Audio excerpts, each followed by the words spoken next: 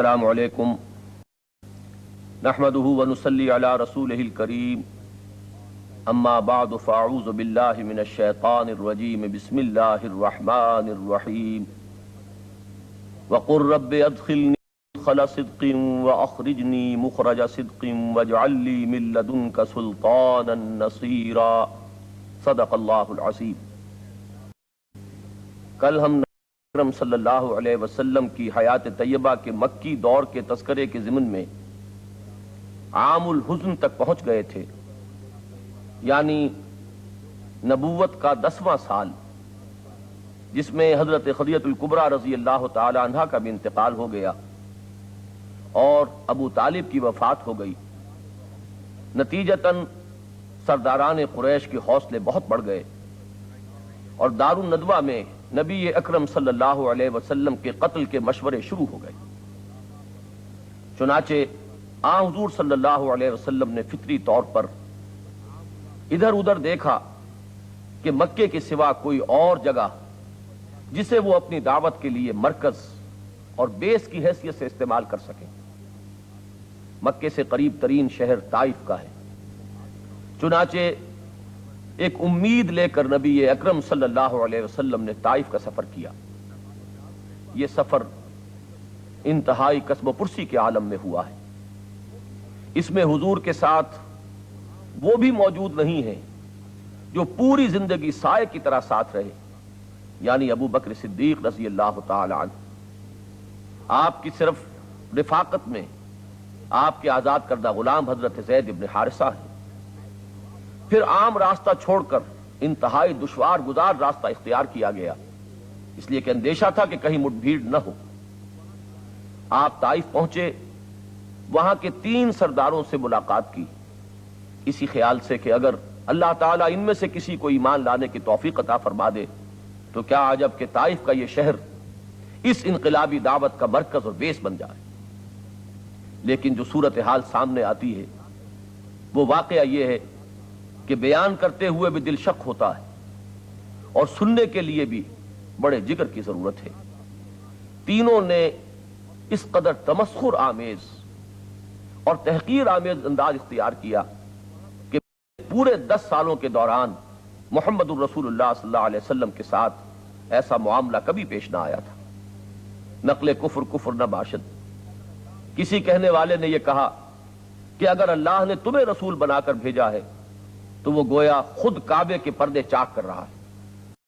کسی نے کہا میں تم سے بات بھی کرنے کے لیے تیار نہیں، اس لیے کہ اگر تم سچے ہو اور واقعتاً رسول ہو تو ہو سکتا ہے میں کہیں توہین کا مرتکب ہو جاؤں اور عذاب خداوندی کا میں نوالا بن جاؤں، اور اگر تم جھوٹے ہو تو جھوٹے اس قابل نہیں ہوتے کہ انہیں منہ لگایا جائے۔ کسی نے یہ کہا بڑے ہی تمسخر اور تحقیر کے ساتھ کہ کیا اللہ کے سوا کوئی، اللہ کو تمہارے سوا کوئی اور شخص نبوت اور رسالت کے لیے نہیں ملتا تھا؟ اور صرف اسی پر اکتفا نہیں، جب حضور بظاہر احوال مایوس ہو کر لوٹنے لگے تو انہوں نے کچھ گنڈوں کو اشارہ کر دیا، وہ باش لوگ حضور کے گرد ہو گئے۔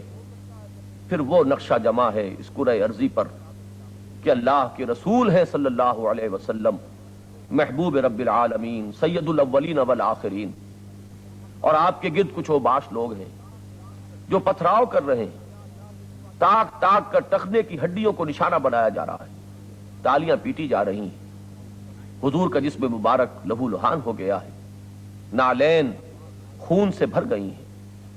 ایک موقع پر حضور ذوف کی وجہ سے ذرا بیٹھ گئے تو 2 گنڈے آگے بڑھتے ہیں، ایک بغل میں ہاتھ ڈالتا ہے، دوسرا دوسری میں، اور اٹھا کر کھڑا کر دیتے ہیں کہ چلو۔ یہ محمد الرسول اللہ صلی اللہ علیہ وسلم پر ذاتی اعتبار سے ابتلاء اور امتحان کا نقطہ عروج ہے، یہ کلائمیکس ہے۔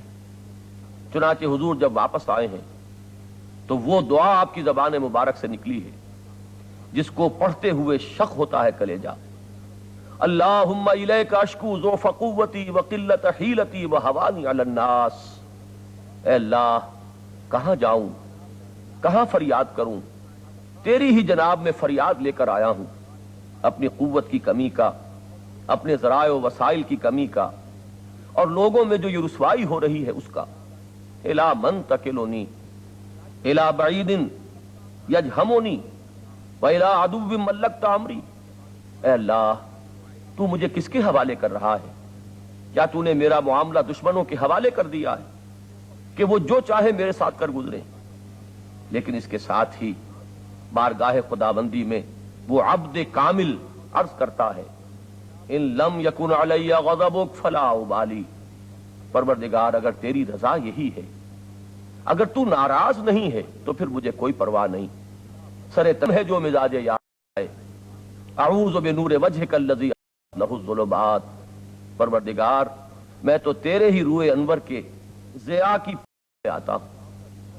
یہ ہے وہ دعا جس کے بارے میں اگر یہ کہا جائے تو غلط نہ ہوگا کہ اجابت از در حق بہر استقبال می آید۔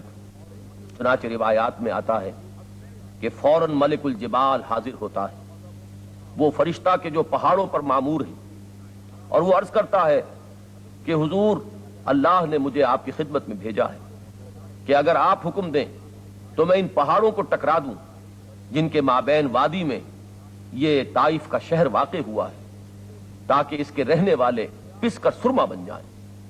اس پر وہ رحمت للعالمین صلی اللہ علیہ وسلم ارشاد فرماتے ہیں کہ میں لوگوں کے عذاب کے لیے نہیں بھیجا گیا۔ کیا عجب کہ اگرچہ یہ لوگ مجھ پر ایمان نہیں لا رہے، لیکن ان کی آئندہ نسلوں کو اللہ تعالیٰ ایمان کی توفیق عطا فرما دے۔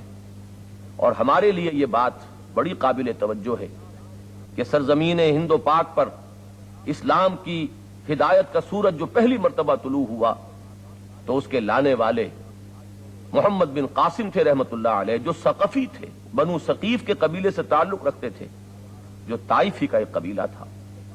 بہرحال نبی اکرم صلی اللہ علیہ وسلم کی حیات طیبہ میں یوم طائف ایک ٹرننگ پوائنٹ ہے، ایک اعتبار سے شدید ترین دن ہے۔ حضرت عائشہ صدیقہ رضی اللہ تعالی عنہا نے ایک مرتبہ حضور سے سوال کیا کہ کیا آپ پر یوم احد سے زیادہ سخت دن بھی کوئی گزرا ہے؟ تو آپ نے فرمایا ہاں، طائف کا دن مجھ پر اس سے کہیں زیادہ سخت تھا۔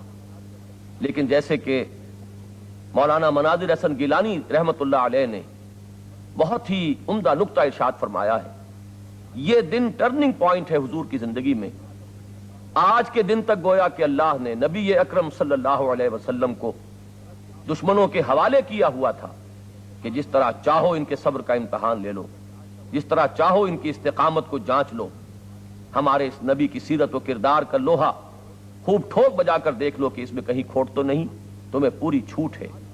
لیکن اس دن کے بعد اب نصرت خداوندی کا ظہور شروع ہوتا ہے۔ فوری طور پر تو ملک الجبال کی حاضری ہے، لیکن اصل ظہور ہوا مکے میں واپسی کے بعد۔ اب ٹھنڈی ہوائیں آنے لگیں، ایک راستہ کھلا، جہاں کوئی راستہ نظر نہیں آ رہا تھا وہاں ایک راستہ خود بخود رحمت خداوندی سے کھلتا ہے۔ سن 10 ہی کے ماہ رجب میں نبی اکرم صلی اللہ علیہ وسلم کی ملاقات 6 افراد سے ہوتی ہے جو مدینے سے آئے ہوئے تھے، اور یہ 6 اشخاص حضور پر ایمان لے آتے ہیں۔ کی وادیوں میں سے ایک وادی ہے جہاں یہ ملاقات ہوئی۔ اگلے سال پھر یہ لوگ آتے ہیں سن 11 میں، اور 12 افراد حضور کے ہاتھ پر بیعت کرتے ہیں۔ یہ بیعت عقبہ اولیٰ کہلاتی ہے۔ اور پھر وہ درخواست کرتے ہیں کہ حضور ہمارے ساتھ کوئی ایسا شخص بھیجئے جو ہمیں قرآن کی تعلیم دے، اس لیے کہ آپ کی دعوت اور آپ کی تربیت و تزکیے کا مرکز و محور قرآن حکیم ہے۔ قرۂ فال بنا میں من دیوانہ زدن، اس کے لیے قرۂ فال نکلا حضرت مصعب بن عمیر رضی اللہ تعالیٰ عنہ کے نام۔ حضور انہیں بھیجتے ہیں مدینہ منورہ، وہ حضرت سعد ابن زرارہ کے گھر پر جا کر قیام کرتے ہیں اور شب و روز دعوت قرآنی کو پھیلا رہے ہیں۔ مدینہ منورہ میں 1 سال کی محنت کا حاصل سن 12 نبوی میں 75 افراد کو لا کر محمد الرسول اللہ صلی اللہ علیہ وسلم کی جھولی میں ڈال دیتے ہیں۔ 72 مرد ہیں اور 3 عورتیں۔ بیعت عقبہ ثانیہ ہوتی ہے جو تمہید ہے ہجرت کی۔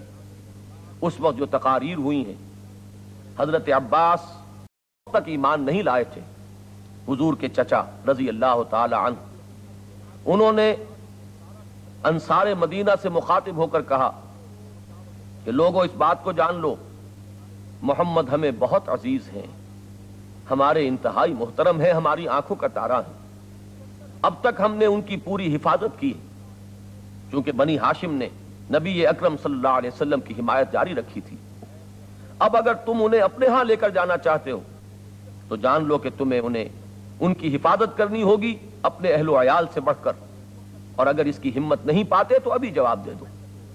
لیکن انصار مدینہ یہ وعدہ کرتے ہیں کہ ہم اپنا تن من دھن نچھاور کرنے کے لیے آمادہ ہیں، اگر حضور ہمارے ساتھ مدینے تشریف لے جائیں تو ہم ان کی اسی طرح حفاظت کریں گے جیسے کہ اپنے اہل و عیال کی کرتے ہیں۔ اس وقت وہی حضرت سعد ابن زرارہ کھڑے ہوتے ہیں رضی اللہ تعالی عنہ، اور وہ بھی انصار مدینہ کو متنبہ کرتے ہیں کہ لوگوں اچھی طرح سمجھ لو، ایک بہت بڑی ذمہ داری قبول کر رہے ہو۔ محمد کو دعوت دینا اور ساتھ لے کر جانا سرخ و سیاہ آندھیوں کو دعوت دینے کے مترادف ہے۔ معلوم ہوا کہ جو کچھ ہوا وہ اندھیرے میں نہیں ہوا، پوری طرح سمجھ کر ہوا، پوری حقیقت کو جاننے کے ساتھ ہوا۔ جو ذمہ داری انصار مدینہ نے سنبھالی اور اٹھائی اس کو پورے طور پر سمجھ کر اس کے نتائج اور عواقب پر نگاہ رکھ کر اٹھائی۔ بہرحال یہ سن 12 نبوی میں جو بیعت عقبہ ثانیہ ہوئی یہ تمہید بن گئی ہجرت کی۔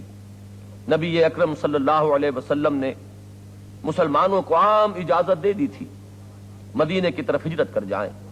بہت سے لوگ جا چکے تھے، لیکن یہ قاعدہ ہے کہ رسول اپنی جگہ سے نہیں ہل سکتا، وہ اپنے مستقر کو نہیں چھوڑ سکتا جب تک کہ اللہ کی طرف سے واضح اجازت نہ آ جائے۔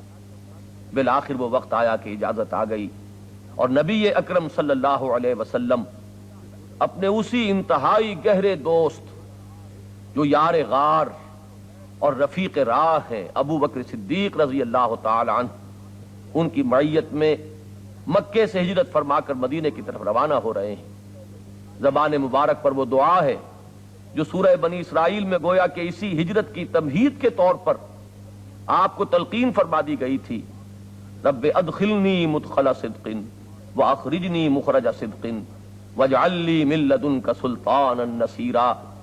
پروردگار مجھے جہاں داخل فرما رہا ہے وہ صدق اور صداقت اور راستی کا داخلہ ہو، اور جہاں سے تو مجھے نکال رہا ہے وہاں سے میرا یہ نکلنا بھی راست بازی اور صدق پر مبنی ہو، اور اے رب مجھے اپنے خاص خزانہ فضل سے وہ غلبہ اور قوت اور اقتدار عطا فرما جو اس مشن میں میرا ممد اور معاون ہو جو تو نے میرے حوالے کیا ہے۔ حضرت ابو بکر صدیق رضی اللہ تعالی عنہ اور آن حضور صلی اللہ علیہ وسلم 3 شب و روز غار ثور میں چھپے رہے ہیں۔ اس وقت وہ مرحلہ بھی آیا ہے کہ کھوجی بالکل اس کے دہانے تک پہنچ گئے ہیں، اور حضرت ابو بکر صدیق اپنے لیے نہیں نبی اکرم صلی اللہ علیہ وسلم کی طرف سے اندیشہ ناک ہو کر گھبرائے ہوئے یہ فرماتے ہیں، عرض کرتے ہیں کہ حضور اگر ان میں سے کسی نے غیر ارادی طور پر اپنے قدموں کی طرف بھی نگاہ ڈال لی تو ہم دیکھ لیے جائیں گے، ہم پکڑے جائیں گے، لیکن وہ صبر، کوہ صبر و ثبات و استقامت، اور جس کو کہ اللہ کی ذات پر یقین کامل حاصل تھا، معیت خداوندی جس کی قوت کا اصل راز تھی، وہ فرماتا ہے لا تحزن ان اللہ معنا، نہیں گھبراؤ نہیں، کسی رنج اور غم کا کوئی موقع نہیں ہے، اللہ ہمارے ساتھ ہے، وہ ہمارا رفیق، ہمارا مددگار ہے۔ بہرحال یہ بات سمجھ لینے کی ہے کہ ہجرت مدینہ کے نتیجے میں محمد الرسول اللہ صلی اللہ علیہ وسلم کی انقلابی جد و جہد ایک بالکل نئے دور میں داخل ہو گئی۔ اگر جدید انقلابی اصطلاحات کو استعمال کیا جائے تو پیسو ریزسٹنس کا دور ختم ہوا، اب ایک ایکٹیو ریزسٹنس کا دور شروع ہو رہا ہے۔ اب تک حکم تھا کہ ہاتھ بندھے رکھو، مارے کھاؤ، اور لیکن جھیلو اور صبر کرو اور برداشت کرو، ریٹیلیٹ کرنے کی اجازت نہیں ہے۔ کفو ایدیکم، اپنے ہاتھ بندھے رکھو، تمہیں دہکتے ہوئے انگاروں پر لٹا دیا جائے لیکن پھر بھی تمہیں اجازت نہیں ہے کہ مدافعت میں بھی اپنا ہاتھ اٹھا سکو، تمہیں ہلاک کر دیا جائے، شہید کر دیا جائے، لیکن تمہیں اجازت نہیں ہے کہ اپنی مدافعت میں ہاتھ اٹھا سکو۔ لیکن اب وہ ہاتھ کھول دیے گئے۔ سورہ حج کی آیہ مبارکہ اس مرحلے پر نمایاں ہو کر سامنے آتی ہے۔ اذن للذین یقاتلون بانہم ظلموا وان اللہ علی نصرہم لقدیر، اجازت دے دی گئی ان کو جن پر جنگ ٹھونس دی گئی ہے، جن پر ظلم و ستم کے پہاڑ اٹھائے گئے ہیں، ان کے لیے آپ سے اجازت ہے کہ وہ بھی اب جواب دیں۔ سے دیں، ان کے لیے اللہ تعالیٰ کی نصرت و تائید کا وعدہ بھی، اور یقیناً اللہ ان کی مدد پر قادر ہے۔ الذین اخرجوا من دیارہم بغیر حق الا ان یقولوا ربنا اللہ، جن کا جرم اس کے سوا اور کچھ نہیں کہ انہوں نے خدائے واحد پر ایمان کا اعلان کیا، آج ان کو اجازت دی جا رہی ہے کہ وہ بھی مدافعت ہی میں ہاتھ اٹھائیں، بلکہ یہ کہ کفر کے استیصال کے لیے اقدام کریں۔ بارک اللہ لی ولکم فی القرآن العظیم ونفعنی وإیاکم بالآیات والذکر الحکیم۔